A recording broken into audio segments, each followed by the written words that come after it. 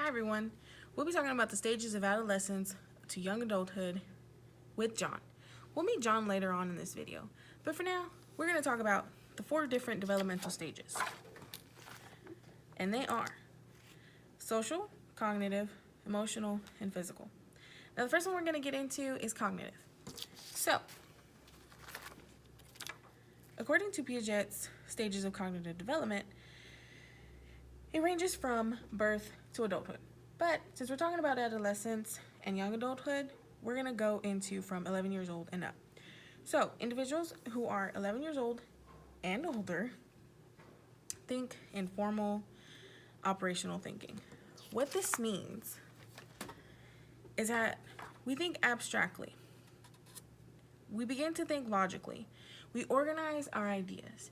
And friends are a very important part of our social and cognitive development. Friends and fairness. When adults are fair, when our friends are fair, we tend to keep them around. So, that being said, let's bring in John. John is 15 years old. John is considered an adolescent. So, let's talk about John's social development. So, John will begin to make relationships. Now his relationships are going to be mutual, meaning he's going to find friends who he has a mutual relationship with. Meaning, you scratch my back, I scratch yours. You like this, I like this too. You don't like them, I don't like them either. So let's be friends. And that is a mindset, and that is a development that adolescents are going through. So, again, the relationships are mutual. And I'm going to write on here, scratch my back, and I'll scratch yours.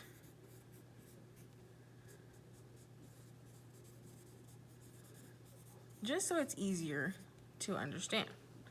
So, that being said, because his relationships are completely mutual, it allows John to have many friends, and it also allows John to be able to put himself in his friend's shoes, and also other people's shoes, not only his friends. But when John gets upset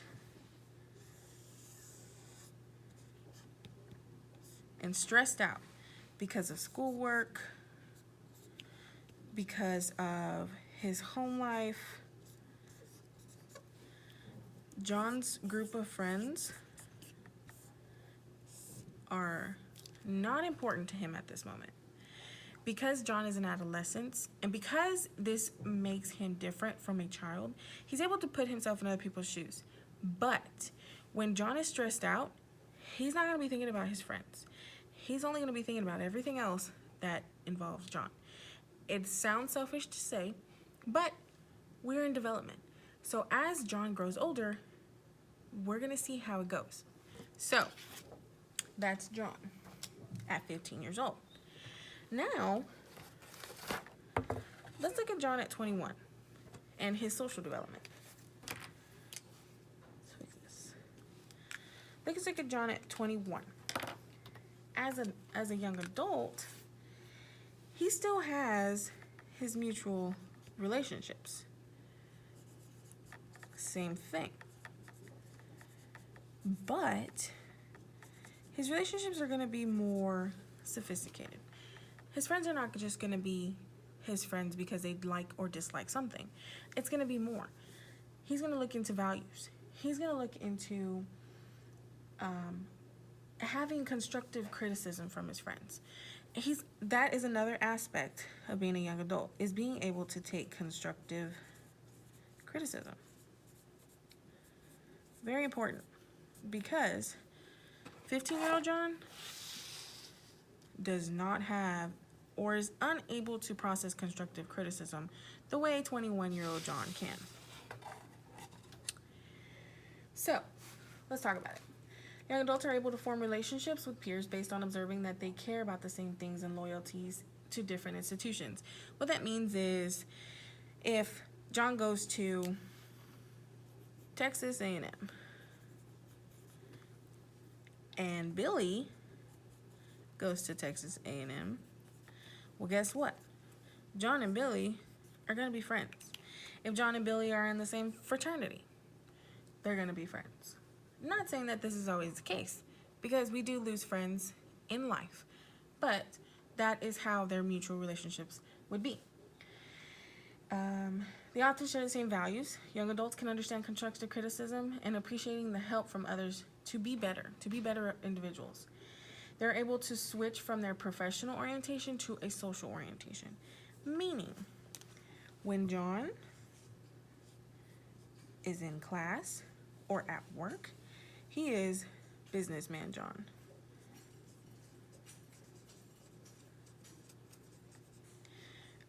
When John is at home with his friends, he is social John.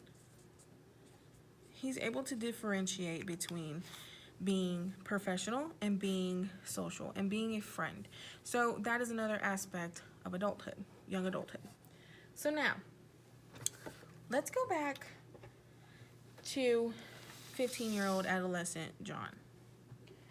Now let's talk about his emotional development at this point. Let's talk about his emotional development.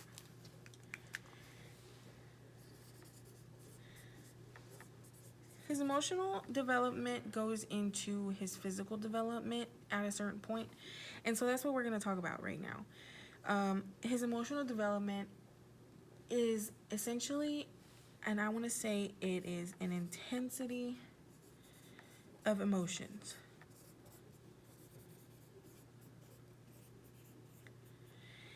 His hormones are triggered by any and everything. He's an adolescent. So hormones are not necessarily regulated and are not necessarily controlled by himself, which makes his emotions heightened. And it can be heightened by something that makes him happy, by something that makes him angry, by something that makes him excited.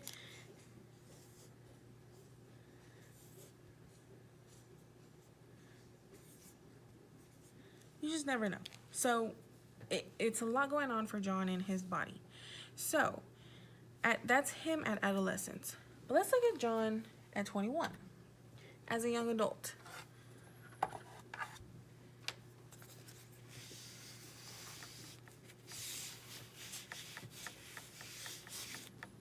Here we go. As a young adult, his emotions are regulated, meaning he's able to control, and not only to control, but his hormones are regulated by his body. He's able to control his emotions, and young adults acquire significantly greater capacity for integration and thought and emotion, ability to weigh immediate rewards against future consequences, able to put more brakes on emotional intensity and sensation seeking. So he's able to be better controlled. To be better controlled by his emotions, by the things that are going on in his body. But by this time, and we'll get into the physical development in a minute, but by this time, John is already physically developed. And so that means that the hormones that are secreting from his endocrine system through his hypothalamus in his brain, they're all being regulated, and they're finally at a good point. Because the difference is, adolescent John, his hormones are everywhere, his emotions are everywhere, and he's not physically developed yet. So that's why John's emotional state is at this point. A young adult John is got his stuff together. He may have his downfalls, but he has his emotions regulated and controlled. Now, let's go back to adolescent John. Now let's talk about his physical changes, and we can actually talk about both.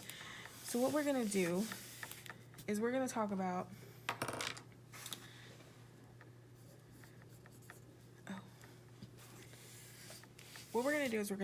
adolescent John, and we're going to talk about young adult John. All right. So adolescent John is going through puberty. There is no doubt about it. He's going through puberty. By the time that John turns 21, he should have gone through puberty and should not be having puberty anymore, unless there is some other situation going on with his body. But an average 21-year-old should not be going through puberty anymore. By mid-adolescence, if not sooner, most youngsters' physiological growth is complete. They're at or close to their adult height and weight and are now physically capable of having babies. So now, their height and weight continues to rise, of course, because little John at 15, and then we'll have young adult John at 21. So their height and weight continues to go up.